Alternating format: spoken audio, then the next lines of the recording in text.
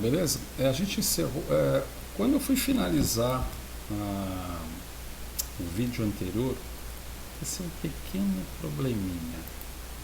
Esse foi o probleminha. Travou o computador e aí a prancha que a gente tinha aqui foi perdida. Tá? Ainda bem que ela não era muito sofisticada, mas é uma prancha que foi perdida. Paciência, devia ter salvo antes de dar algum problema. Mas o que a gente estava comentando era sobre o metabolismo da galactose como sendo um metabolismo de monossacarídeo. E a gente estava comentando que existe na formação da galactose, você tem aqui a glicose 6-fosfato, uma mutase joga para a glicose no fosfato, e aí você tem uma enzima chamada uridiltransferase, que parecem duas, ou podem ser dois domínios, depende da autoria, que fazem uma transferência. Uma transferência do quê? Talvez isso não tenha ficado claro, não sei. Né? Você tem uma transferência de UDP. Veja que aqui você tem a glicose no fosfato, percebe? Você tem a glicose no fosfato, e aqui você tem a UDP glicose. Pois bem, esse UDP dessa glicose, ele pode, mamíferos, né, seta azul, ele pode ser cedido para a galactose e, portanto, convertê-la em um UDP galactose, ao passo que aquela glicose perde o seu UDP. Tá certo? Essa UDP galactose está ativada para incorporar uma molécula de glicose e, através dessa enzima chamada lactose sintase, ser convertida a lactose. Veja que interessante, insulina é um estimulador desse processo, e tem que ser, né? A ideia é que a insulina ela estimula qualquer processo que eu possa pegar uma molécula de glicose, vazar com ela para algum canto, sumir na braquiária com essa molécula. Então, nesse sentido, seta azul também, né, mamíferos, então nesse sentido é interessante. Veja que essa UDP glicose, uma vez ativada, a lactose sintase retira a molécula de UDP aqui e forma a molécula de lactose às custas de glicose. E aí você tem um processo de degradação. Esse processo de degradação ele é mais famoso por aí. Porque eu pego essa lactose agora, quebro essa ligação glicosídica e converto essa galactose agora, essa lactose agora em galactose e libero a molécula de glicose. Certo? Libero aqui a molécula de glicose. Isso é feito pela enzima chamada beta-galactosidase. Pois bem, essa enzima é que é chamada lactase.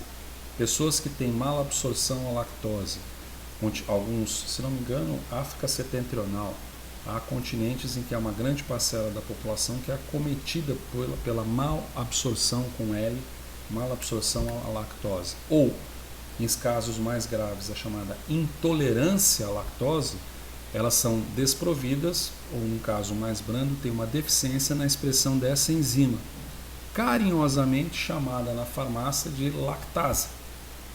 Draja, ou comprimido, cápsula de lactase. É uma enzima. Ao ingerir essa enzima, a pessoa que tem uma mala absorção à lactose tem, né? Maior chance, vamos dizer lá que 0,1% da enzima que você vier ingerir passa pelo trato gastrointestinal, 0,1%, mas chega na forma ativa no lume intestinal para ser trabalhada de alguma forma. Tá certo? Isso faz com que eu tenha a ação da beta-galactosidase favorecendo essa quebra dessa ligação aqui e, portanto, lubrificando, não seria lubrificando, amaciando o metabolismo da lactose. Caso eu não consiga fazer isso, quem o fará serão as bactérias do intestino grosso, algumas anaeróbias inclusive, que vão pegar essa lactose, vão romper do jeito delas e vão produzir várias substâncias, uma delas gás hidrogênio. Inclusive é uma das formas de detecção da doença, da manifestação dessa patogenia, chamada malabsorção e intolerância à lactose. Como se fosse um bafômetro de polícia.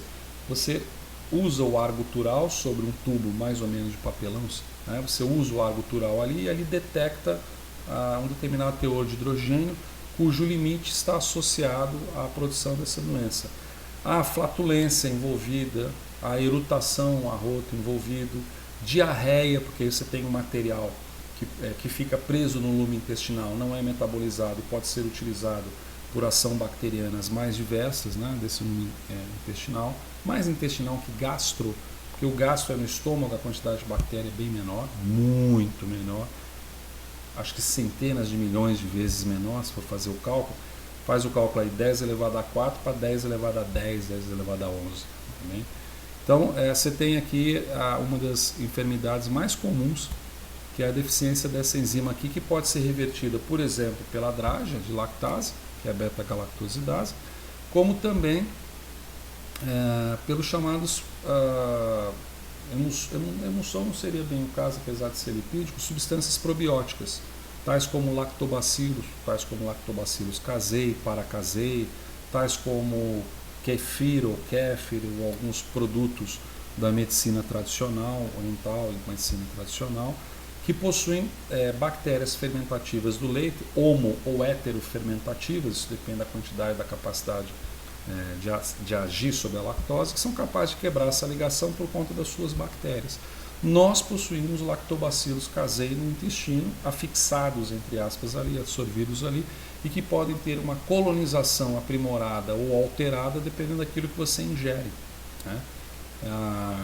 Então, dependendo do que você ingere, se você tem uma intolerância a uma malabsorção, você pode prejudicar a atividade dessas bactérias de tal maneira a obter uma reversão do processo, qual seja um acúmulo de lactose no lume, e aí tornando-se o processo bastante deletério. Tá bem? Então, esboçado aí mais ou menos em poucas passagens o que a gente teria do metabolismo chamado dos monossacarídeos. Só explicitando ou insistindo que essa história se dá a partir do momento que uma molécula de glicose cai aqui dentro, e aí veja, eu tenho uma espécie de cruz em que eu posso caminhar por vários circuitos metabólicos, aproveitando aquela glicose que foi inicialmente fosforilada para exauri-la, ou para render energia, ou para fabricar glicogênio, ou para fabricar frutose, ou para fabricar o glicerol, ou para fabricar galactose, ou para fabricar manose, ou para entrar na via das pentoses e por aí vai. Tá bem? Muito obrigado e até breve.